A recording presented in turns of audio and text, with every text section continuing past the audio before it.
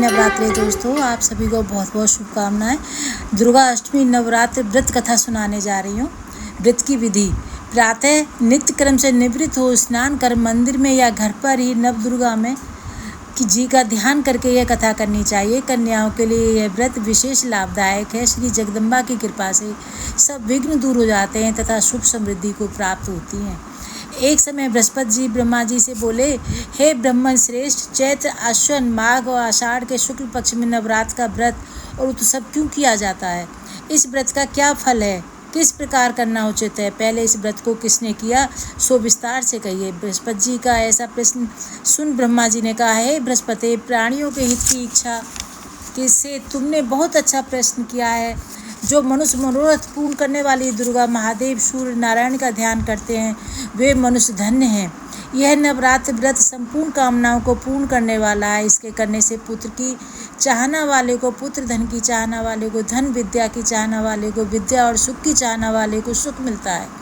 इस व्रत को करने से रोगी मनुष्य का रोग दूर हो जाता है और कारागार में पड़ा मनुष्य बंधन से छूट जाता है। मनुष्य की संपूर्ण विपत्तियां दूर हो जाती हैं। घर में समृद्धि की वृद्धि होती है। बंध्या को पुत्र प्राप्त होता है। समस्त पापों से छुटकारा मिल जाता है और मन का मनोरथ सिद्ध हो जाता है। जो मनुष्य इस नवरात्र व्रत को नहीं करता वह मूर्ख अनेक दुखों को भोगता है और कष्ट रोग से पीड़ित हो अंगहीनता को प्राप्त होता है। उसके संतान नहीं होती। वह धन धान्य से रहित हो भूख और प्यास से व्याकुल घूमता फिरता है तथा संज्ञाहीन हो जाता है। जो सधवा स्त्री इस व्रत को नहीं करती वह पति सुख से वंचित हो नाना दुखों को भोगती हैं। यदि व्रत करने वाला मनुष्य सारे दिन का उपवास न कर सके तो एक समय भोजन करे और उस दिन बांधवों सहित नवरात्र व्रत की कथा का श्रवण करे। हे बृहस्पति, जिसने पहले इस महाव्रत को किया है वह कथा मैं तुम्हें सुनाता हूँ, तुम सावधान होकर सुनो। ब्रह्मा जी बोले, प्राचीन काल में पीटत नामक मनोहर नगर में एक अनाथ ब्राह्मण रहता था। वह भगवती दुर्गा का भक्त था। उसके संपूर्ण सद्गुणों से युक्त सुमत नाम की एक अत्यंत सुंदरी कन्या उत्पन्न हुई। वह कन्या सुमत अपने पिता के घर बाल्यकाल में अपनी सहेलियों के साथ क्रीड़ा करती हुई इस प्रकार बढ़ने लगी जैसे शुक्ल पक्ष में सब चंद्रमा की कला बढ़ती है। उसका पिता प्रतिदिन जब दुर्गा की पूजा करके होम किया करता वह उस समय नेम से वहाँ उपस्थित होती। एक दिन सुमति अपनी सखियों के साथ खेलने लग गई और भगवती के पूजन में उपस्थित नहीं हुई। उसके पिताजी को पुत्री की ऐसी असावधानी देखकर क्रोध आया और पुत्री से कहने लगा, हे दुष्ट पुत्री, आज तूने भगवती का पूजन नहीं किया। मैं किसी कुष्ठी और दरिद्री मनुष्य के साथ तेरा विवाह करूँगा। पिता का ऐसा वचन सुन सुमति को बड़ा दुख हुआ और पिता से कहने लगी, हे पिता, मैं आपकी कन्याओं में सब तरह आपके अधीन हूँ। जैसी आपकी इच्छा हो वैसा ही करो। राजा से, कुष्ठी से अथवा किसी और के साथ मेरा विवाह कर सकते हो, पर होगा वही जो मेरे भाग्य में लिखा है।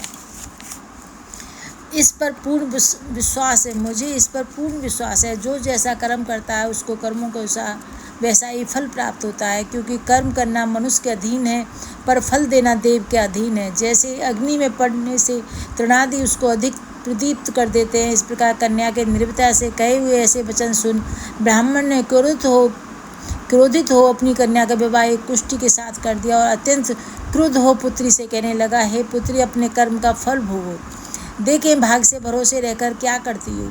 पिता के ऐसे कटु वचनों को सुन सुमति मन में विचार करने लगी, अहो मेरा बड़ा दुर्भाग्य है जिसे मुझे ऐसा पति मिला। इस तरह अपने दुख का विचार करती हुई कन्या अपने पति के साथ वन में चली गई और डरावने कुशायुक्त उस निर्जन वन में वह रात बड़े कष्ट से व्यतीत की। उस गरीब बालिका की ऐसी दशा देख देवी भगवती ने पूर्व पुण्य के प्रभाव से प्रकट हो सुमति से कहा, हे दीन ब्राह्मणी, मैं तुझसे प्रसन्न हूँ। तुम जो चाहो वरदान मांग सकती हो। भगवती दुर्गा का यह वचन सुन ब्राह्मणी ने कहा, आप कौन है यह सब मुझसे कहो। ब्राह्मणी का ऐसा वचन सुन देवी ने कहा, मैं आदि शक्ति भगवती हूँ और मैं ही ब्रह्म विद्या व सरस्वती हूँ। प्रसन्न होने पर मैं प्राणियों का दुख दूर कर उनको सुख प्रदान करती हूँ। हे ब्राह्मणी, मैं तुझ पर तेरे पूर्व जन्म के पुण्य के प्रभाव से प्रसन्न हूँ। तुम्हारे पूर्व जन्म का वृतांत सुनाती हूँ, सुनो। तू पूर्व जन्म में निषाद भील की स्त्री थी और पतिव्रता थी। एक दिन तेरे पति निषाद ने चोरी की। चोरी करने के कारण तुम दोनों को सिपाहियों ने पकड़ लिया और ले जाकर जेल खाने में कैद कर दिया। उन लोगों ने तुझको और तेरे पति को भोजन भी नहीं दिया। इस प्रकार नवरात्र के दिन में तुमने ना तो कुछ खाया और ना जल ही पिया। इस प्रकार 9 दिन तक नवरात्र का व्रत हो गया। हे ब्राह्मणी, उन दिनों में जो व्रत हुआ, इस व्रत के प्रभाव से प्रसन्न होकर मैं तुझे मनोवांछित वर देती हूँ, तुम्हारी जो इच्छा हो सो मांगो। इस प्रकार दुर्गा के वचन सुन ब्राह्मणी बोली, अगर आप मुझ पर प्रसन्न हैं तो हे दुर्गे माँ, मैं आपको प्रणाम करती हूँ, कृपा करके मेरे पति का कोढ़ दूर करो। देवी ने कहा, उन दिनों तुमने जो व्रत किया था, उस व्रत का एक दिन का पुण्य पति को कोढ़ दूर करने के लिए अर्पण करो। उस पुण्य के प्रभाव से तेरा पति कोढ़ से मुक्त हो जाएगा। ब्रह्मा जी बोले। इस प्रकार देवी की वचन सुन वो ब्राह्मणी बहुत प्रसन्न हुई और पति को निरोग करने की इच्छा से जब उसने तथास्तु ऐसा वचन कहा, तब उसके पति का शरीर भगवती दुर्गा की कृपा से कष्टहीन हो अति कांति युक्त हो गया। वह ब्राह्मणी पति के मनोहर देह को देख देवी की स्तुति करने लगी। हे दुर्गे, आप दुर्गति को दूर करने वाली, तीनों लोगों का संताप भरने वाली, समस्त दुखों को दूर करने वाली, रोगी मनुष्य को निरोग करने वाली, प्रसन्न हो मनवांछित वर देने वाली, दुष्टा का नाश करने वाली, जगत की माता हो। हे अम्बे, मुझे निरपराध अबला को मेरे पिता ने कुष्ठी मनुष्य के साथ विवाह कर घर से निकाल दिया। पिता से तिरस्कृत निर्जन वन में विचर रही हूँ, आपने मेरा इस विपत्ति से उद्धार किया है।